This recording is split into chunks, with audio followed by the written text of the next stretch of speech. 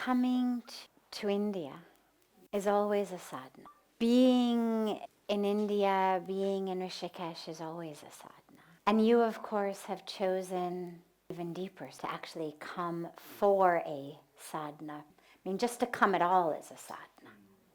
Then you've chosen to come for an actual sadhana immersion. And the universe decided to give you level 1 through 10 of sadhana all at the same time. This is sort of a 2 for the price of 1 sadhana immersion, I think. The mind, long before we had even TV, yet smartphone, was already racing. I mean, it's very easy for us to say, oh, well, the reason I'm so distracted is my phone, it beeps and it blips and this notification and that. But thousands of years ago, when our scriptures were written, we were given instructions about the monkey mind. And this was before television, before a, rotary dial telephone. This was before an airplane.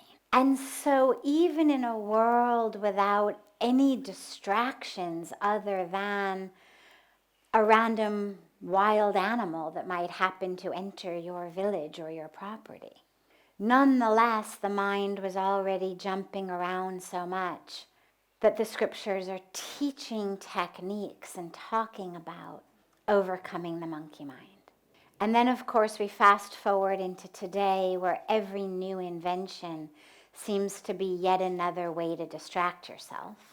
And then we end up in a situation where all the voices anyway that are speaking to us in our mind. One of the things we talk about is all of the inner voices. Typically when we use the word the inner voice, we use it to mean the voice of God, that divine voice. But of course, all of the voices are inner. Desire and fear and ego and all of it's inner. But then now, especially, we've got all of these voices from outer combining with the voices of inner regarding fear and regarding this moment where we really have a choice to think about ourselves in exclusion of others, a la go to the store and buy up all the toilet paper, or it is, that's actually the really right reaction. It should be a total joke. Unfortunately, it's not.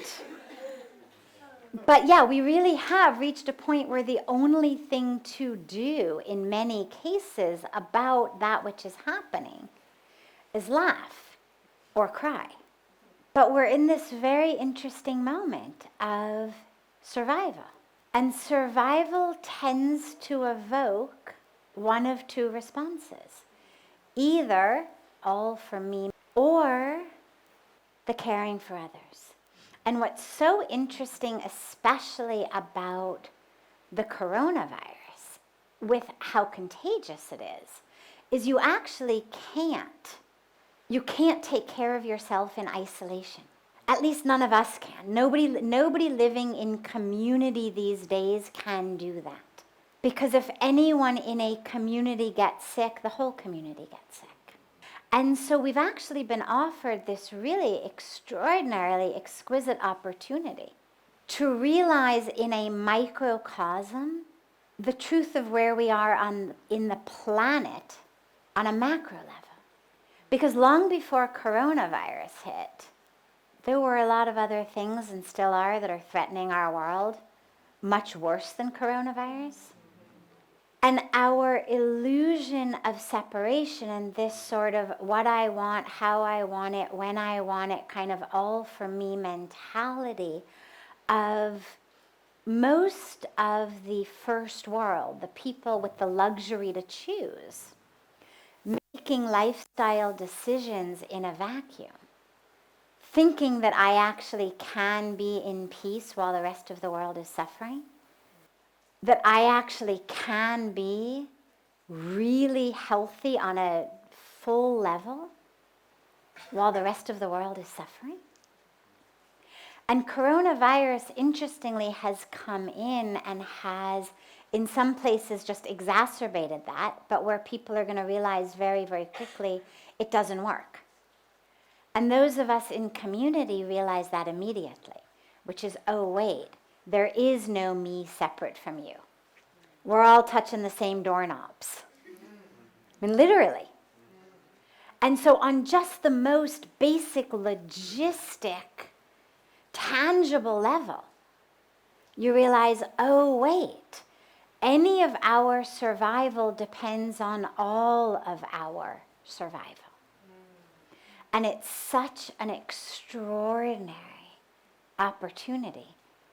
If you can work with your mind enough to keep it from doing the thing that most of our minds do first, which is buy up all the toilet paper, buy up all the canned foods, lock me up in a room and just kind of wait for this to go over. If we can be free of that instinct and indoctrination and actually realize how we have to protect ourselves and survive as a community, that lesson is really what our world needed. And I'm someone with a very, very deep belief in meaning behind things, and there being a point to things, and things not being just random, and there being karmic intersections and karmic threads weaving together into a tapestry that if only we could step back, we'd be able to see.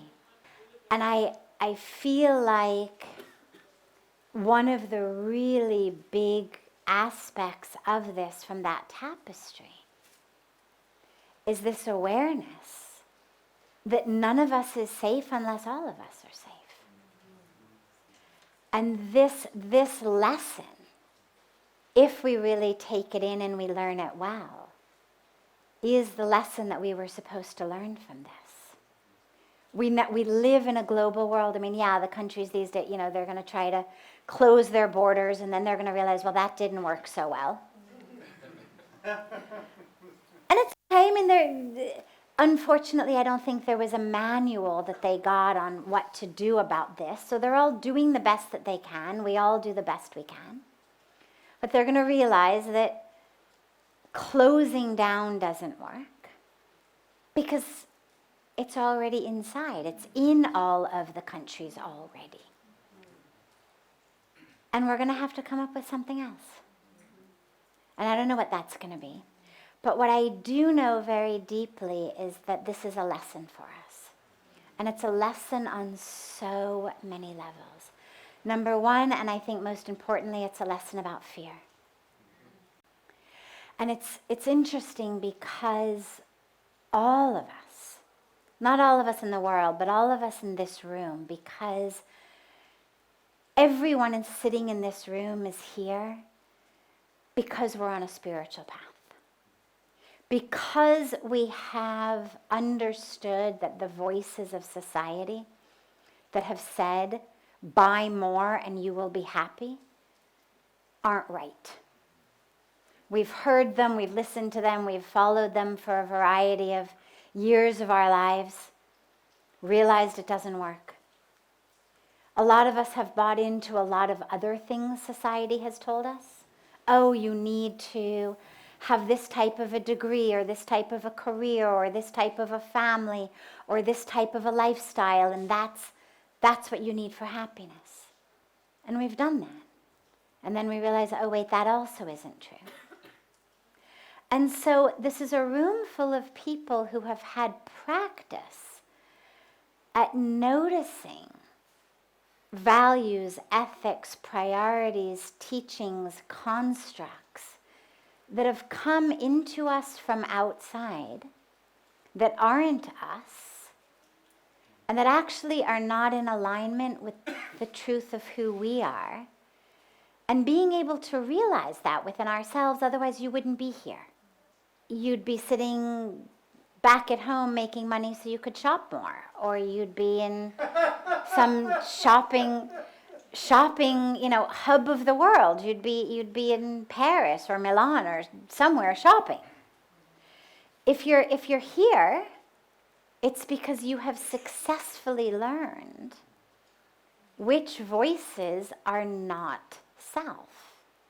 And this is a very important skill these days, because we are all getting bombarded with voices that are not self.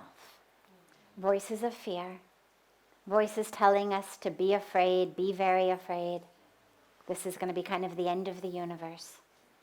And it's a very, very, very interesting time for us to hold so many different truths simultaneously.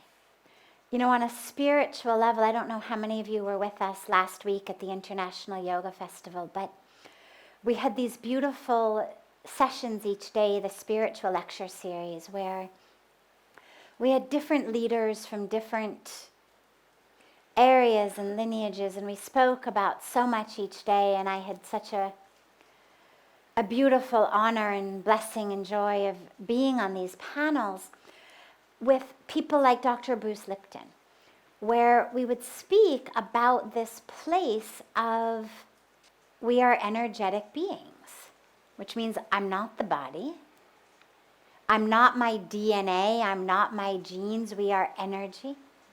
Speaking about us as soul. What is the field? Today in quantum physics, they're talking about the field. In the Vedic tradition, we call it Brahman. It's that from which all is created, and which is both the creator and the creation, and infuses every aspect all the time. Isn't separate from, is constantly impacting, influencing in relationship with all of that which is existing in the field. So we're not the body, we're energy, and we have a body. And sitting on panels with these expert functional medicine doctors talking about keeping the physical body, the brain, the immune system healthy, and this beautiful place of existing where it's not one or the other. Because for most of us, I know for me, the world I was born and raised in was a world that was all about the body. What you look like, what you wear, the fitness of the body, the color of the skin, the health of the body, all of that. And then you come into a spiritual life, and it's like, oh, body, forget the body. I am so not the body. And we do that for a while. And we push away the body entirely until we come back to center, into a place of realizing, well, wait, I'm not the body, but I have a body.